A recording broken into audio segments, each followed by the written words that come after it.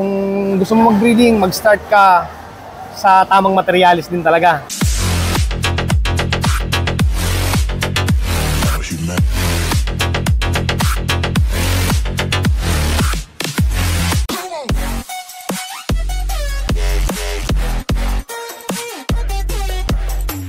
Okay, ito si Brother JP Canuto. So, tanungin natin, kailan ka nag-start mag-bully and paano? So, parang basically, nag-start ako mag-bully mga 4 or 5 years ago. Then, nag-start ako from female. Okay. So, female na bully. Kasi nakita ko noon si Maki, ni Doc Chart. Ni Doc, okay. Oo, so sabi ko, magandang panimula to. So, kumuha ko ng female.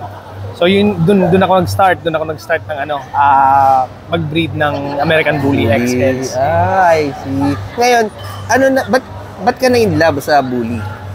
Iba eh.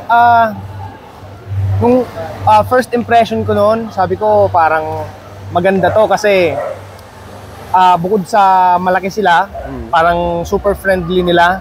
Parang kahit sa ibang aso, sa tao.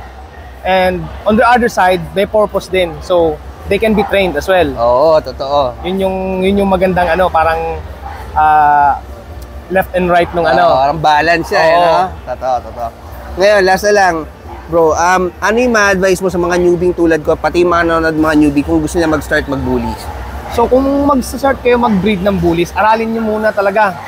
Parang you breed closest to what American Bully is. Oo, totoo. Siyempre, kung gusto mo mag-breeding, mag-start ka sa tamang materialis din talaga.